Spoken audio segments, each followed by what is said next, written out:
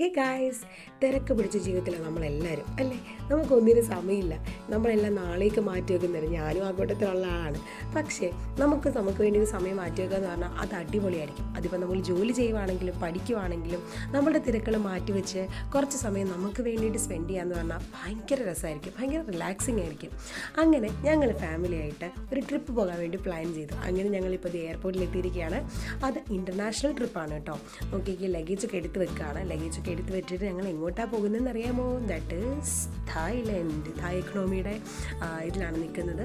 So ഞങ്ങൾ തായ്ലൻഡിലേക്കാണ് പോകുന്നത്. പൊതുവേ ബാച്ചിലേഴ്സും പിന്നെ കപ്പിൾസും ഒക്കെയാണ് ഈ ഒരു തായ്ലൻഡ് ട്രിപ്പിൽ പോകുന്നതെന്നാണ് ഞാൻ കേട്ടിട്ടുള്ളത്. പക്ഷെ അതിൽ നിന്ന് വ്യത്യസ്തമായിട്ട് ഞങ്ങൾ പോകുന്നത് ഫാമിലി ആയിട്ടാണ്.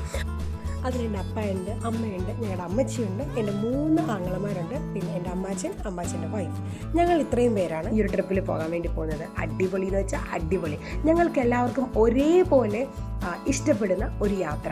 ഒരേപോലെ എന്ന് വെച്ചാൽ പലർക്കും പല വയസ്സായതുകൊണ്ട് തന്നെ ഓരോരുത്തരുടെ ഇഷ്ടങ്ങളും വേറെ വേറെ ആയിരിക്കും. പക്ഷേ അതെല്ലാം കൂടെ ഒന്നിച്ച് ഞങ്ങൾക്ക് നല്ല രീതിയിൽ ആസ്വദിക്കാൻ പറ്റിയൊരു ട്രിപ്പായിരുന്നു ഈ ഒരു തായ്ലൻഡ് ട്രിപ്പ്. പിന്നെ ഞങ്ങൾ മാത്രമല്ല, ഞങ്ങളുടെ കൂടെ വേറെ ഒരു ടീം തന്നെ ഉണ്ട്. 30 പേര് അടങ്ങുന്ന ഒരു ടീമായിരുന്നു. അതിൽ ഏജ്ഡ് ആയിട്ടുള്ള ആൾക്കാരുണ്ട്, ന്യൂലി മാരീഡ് ആയിട്ടുള്ള ആൾക്കാർ.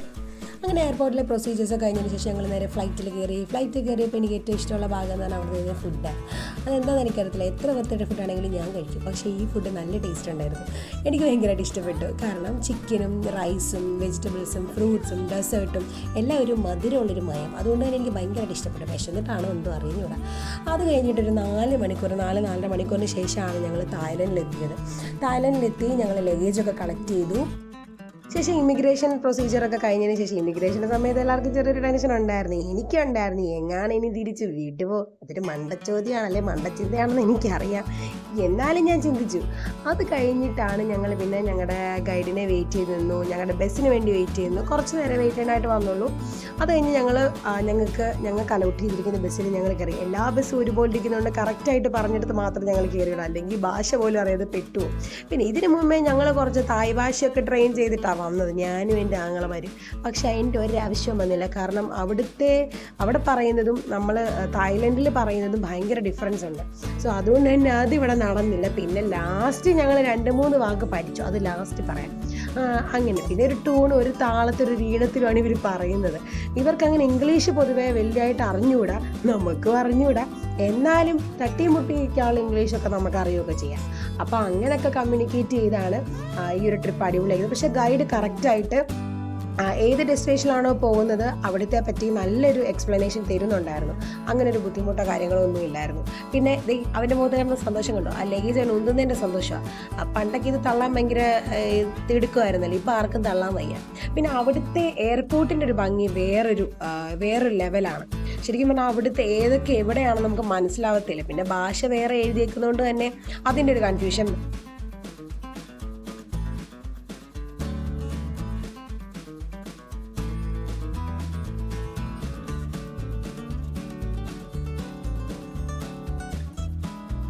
ഇത് കണ്ട ഇതാ ഞാൻ മുമ്പേ പറഞ്ഞ ബസ്. ഈ ബസ്സിലാണ് ഞങ്ങൾ കയറാൻ പോകുന്നത്. ഞങ്ങളുടെ ഗൈഡ് പറഞ്ഞു മക്കളെ കയറുന്നു. അങ്ങനെ ഞങ്ങളെല്ലാം കയറി. എനിക്കൊരു വിൻഡോ സീറ്റ് കിട്ടി.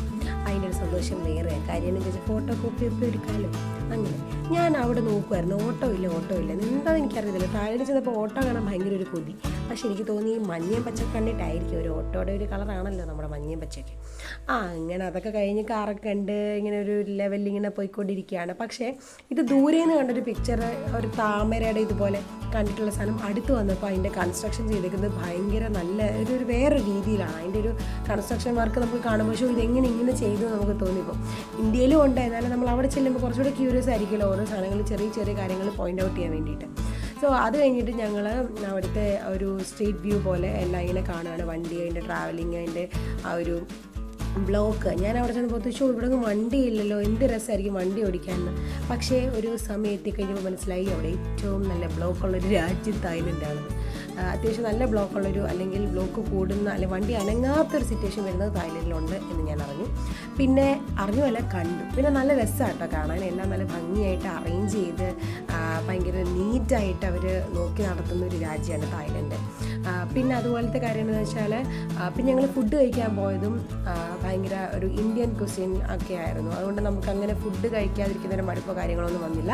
കറക്റ്റ് സമയത്ത് ഫുഡ്, കറക്റ്റ് സമയത്ത് ഉറക്കം, അതൊക്കെ തന്നെ ഉണ്ടായിരുന്നു. പിന്നെ ഏറ്റവും സന്തോഷമുള്ളൊരു കാര്യം മലകളെ, കുന്ന്. പിന്നെ ഇംഗ്ലീഷ് കാണുമ്പോൾ ഒരു സന്തോഷം ഉണ്ടായിരുന്നു. കാരണം കൂടുതലും തായ് ഭാഷയാണ് അവിടെ എഴുതി വെച്ചേക്കുന്നത്. പിന്നെ ഇംഗ്ലീഷ് കാണുമ്പോൾ, മലയാളം പാട്ട് കേൾക്കുമ്പോൾ, അതുപോലെ ഹിന്ദി പാട്ട് കേൾക്കുമ്പോൾ ഒക്കെ എന്തോ ഒരു രാജ്യസ്നേഹം ഉണർന്നു വരും. അതെന്താണെന്ന് അറിഞ്ഞൂടാ അങ്ങനെ. പക്ഷേ നല്ല രസമായിരുന്നു. ഈ ഒരു ഇങ്ങനെ വ്യൂ കണ്ടു പോകാൻ ഭയങ്കര രസമായിരുന്നു. ഇനി നിങ്ങൾ കാട് ബാക്കി.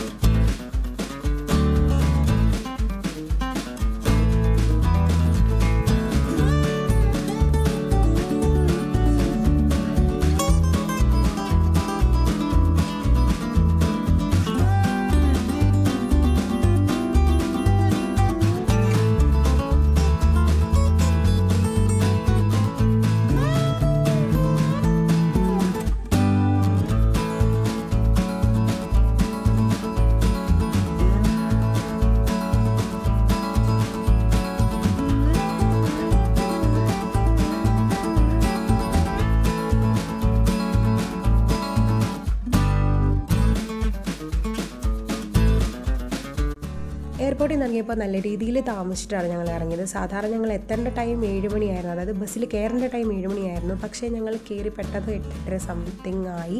കാരണം ഞങ്ങളുടെ യാത്രയിൽ ഞങ്ങൾ 9 പേര് മാത്രമല്ല, ഞങ്ങളുടെ ഒരു ടീമായിട്ട് തന്നെ ഞങ്ങൾ ഇറങ്ങിയത് 30-35. അപ്പോൾ എല്ലാവരെയും ഒന്ന് കോർഡിനേറ്റ് ചെയ്ത് എത്തിക്കുക എന്ന് പറയുന്നത് കുറച്ച് പ്രയാസകരമായതുകൊണ്ട് തന്നെ കുറച്ച് ലേറ്റായിപ്പോയി. അപ്പോൾ ആ ഒരു ലേറ്റായത് അഫക്റ്റ് ചെയ്യാതിരിക്കാൻ വേണ്ടിയിട്ട് ഞങ്ങൾ കുറച്ച് സ്പീഡിലാണ് ബാക്കി കാര്യങ്ങളൊക്കെ അന്നത്തെ ദിവസത്തെ ചെയ്തുകൊണ്ടിരുന്നത്. അതുകൊണ്ട് തന്നെ ഞങ്ങൾ രാവിലെ ഫുഡ് കഴിച്ചതും വളരെ പെട്ടെന്നായിരുന്നു. അതെല്ലാം ഹർബറി ആയതുകൊണ്ട് അത് വീഡിയോ എടുക്കാൻ പറ്റിയില്ല. പക്ഷേ ഫുഡൊക്കെ അത്യാവശ്യം നല്ല ഫുഡ് തന്നെയായിരുന്നു. എനിക്കത് നന്നായിട്ട് കഴിക്കാൻ പറ്റി. ഞാൻ ഫുഡിൻ്റെ കാര്യത്തിൽ അങ്ങനെ എന്നോട് പറയാറില്ല. പക്ഷേ ചെക്കിനൊന്നും ചെയ്തില്ല. ഞങ്ങൾ ഫ്രഷപ്പായി പെട്ടെന്ന് ഞങ്ങൾ വണ്ടിയിൽ കയറുമായിരുന്നു ചെയ്തത്.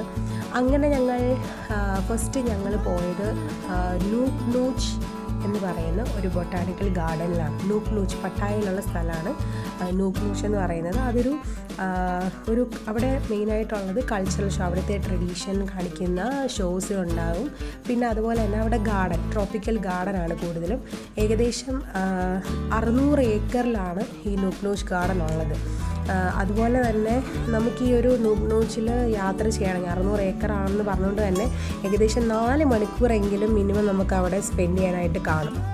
അവിടെ ഞാൻ പറഞ്ഞതുപോലെ പല വെറൈറ്റി ആയിട്ടുള്ള പ്ലാന്റ്സ് അതെങ്ങനെയാണ് കൾട്ടിവേറ്റ് ചെയ്തിരിക്കുന്നത്, അത് ഒരു ചെറിയ തോതിലല്ല വലിയ തോതിലാണ് അവിടെ ഓരോന്നും ആ ഗാർഡനിലുള്ളത്. നമ്മൾ നോർമലി നമ്മുടെ നാടുകളിൽ കാണുന്നതിനേക്കാൾ കൂടുതൽ എല്ലാ വെറൈറ്റീസ് ഓഫ് പ്ലാന്റ്സ് നമുക്ക് ആ ഒരു ഗാർഡൻ, ആ നൂക് നൂച്ച് ട്രോപ്പിക്കൽ ഗാർഡനിൽ കാണാനായിട്ട് പറ്റും. പിന്നെ ഫസ്റ്റ് നമ്മൾ കയറുമ്പോൾ തന്നെ കാണുന്ന ഒരു കൺവെൻഷൻ സെൻ്ററാണ്. അവിടെ കുറേ ഫ്ലാഗ്സ് ഒക്കെ ഇങ്ങനെ ഹോസ്റ്റ് ചെയ്ത് വെച്ചിട്ടുണ്ട്. നല്ല രസമായിട്ടോ കാണാൻ വേണ്ടിയിട്ട്.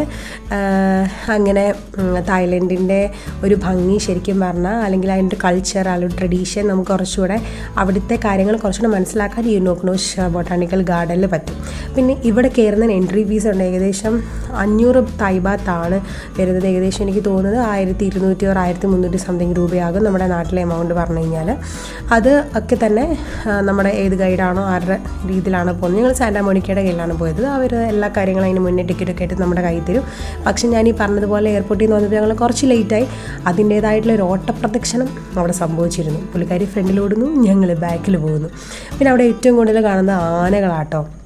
അവിടുത്തെ ഒരു പ്രത്യേകതയാണെന്ന് തോന്നുന്നു, എനിക്ക് അറിഞ്ഞൂടാ. കാരണം ഇവിടെയൊക്കെ നമ്മൾ കോന്നിയാനക്കോടിൽ ഒന്നോ രണ്ട് ആനകളെ മാത്രം നമ്മൾ കാണുന്നുള്ളെങ്കിൽ ഇവിടെ എന്ന് വെച്ചാൽ ഒരുപാട് ആനകളാണ്. നമ്മൾ ഒന്നീശ്വരം ഇതൊന്നും കുത്തത്തില്ലേന്ന് നമുക്ക് തോന്നും. അതുപോലെ അങ്ങനെ തോന്നിയാൽ പോലും നമുക്കങ്ങനെ ഒരു പേടി തോന്നത്തില്ല അവർ എൻ്റെ അടുത്തൊക്കെ ചെല്ലുമ്പോൾ. ഇത് തായ്ലൻഡിൻ്റെ ഒരു കൾച്ചർ ഷോയാണ് ഇപ്പോൾ ഫസ്റ്റ് ഞങ്ങൾ കയറിയത് കാണാൻ വേണ്ടിയിട്ട്. ഇത് അത്യാവശ്യം നല്ല രീതിയിൽ കാണാനുണ്ട്. ഏകദേശം എനിക്ക് തോന്നുന്നു 3-4 മണിക്കൂറോളം ഇത് ആസ്വദിക്കാൻ നമുക്ക് സമയം കിട്ടിയിട്ടുണ്ടായിരുന്നു. തായ്ലൻഡിൻ്റെ മാത്രം കൾച്ചർ കാണിക്കുന്ന ഒരു ഷോ ആയിരുന്നില്ല, മറിച്ച് നമ്മുടെ ഇന്ത്യ ഉൾപ്പെടുന്ന എല്ലാ രാജ്യങ്ങളുടെയും പ്രത്യേകതകളും അല്ലെങ്കിൽ അതിൻ്റെ ഒരു ഭംഗിയും കാണിക്കുന്ന ഒരു നല്ലൊരു ഷോ ആയിരുന്നു. നമ്മുടെ രാജ്യത്തിൻ്റെ പ്രത്യേകത ഇപ്പോൾ ഡൽഹി, ആഗ്ര, അങ്ങനെ ഓരോ കാര്യങ്ങളും ഇതിനകത്തിൽ പർട്ടിക്കുലറായിട്ട് കാണിക്കുന്നുണ്ടായിരുന്നു. അങ്ങനെ നമുക്ക് കണ്ടു നിൽക്കുമ്പോൾ ആദ്യം തൊട്ട് അവസാനം വരെ ഒരു ബോറടി ഇല്ലാതെ നമുക്ക് കാണാൻ വേണ്ടി പറ്റും. ഇപ്പോൾ ചിലപ്പോൾ ഫോണിൽ കൂടെ കാണുമ്പോൾ അത്രയും ഒരു ഇൻട്രസ്റ്റിംഗ് ആകുമെന്ന് എനിക്ക് അറിഞ്ഞുകൂടാ. പക്ഷേ നേരിട്ടെന്ന് പറയുമ്പോൾ കുറച്ചുകൂടെ നമുക്ക് വിഷ്വലൈസേഷൻ ഭയങ്കരമായിട്ട് നല്ലതായിരിക്കും. കാരണം അവരുടെ ഒരു കോസ്റ്റ്യൂം, അവരുടെ ഒരു പെർഫോമൻസ് എന്നൊക്കെ പറഞ്ഞു കഴിഞ്ഞാൽ നമ്മൾ ചിന്തിക്കുന്നതിൽ വേറൊരു തലമാണ്. കാരണം നമ്മളുടെ ഇന്ത്യയിലില്ലാത്തൊരു കൾച്ചറാണ് അവിടെ ഞാൻ കണ്ടത്. സോ അതെനിക്ക് ഭയങ്കരമായിട്ട് ഇഷ്ടപ്പെട്ടു. പിന്നെ എനിക്ക് അവിടുത്തെ ഇഷ്ടപ്പെട്ടൊരു കാര്യം എന്ന് വെച്ചാൽ അതിൻ്റെ ഒരു മ്യൂസിക്, അതിൻ്റെ ഒരു ട്യൂൺ എന്ന് പറഞ്ഞാൽ ഭയങ്കര അത് കേൾക്കാനും നല്ല രസമായിരുന്നു.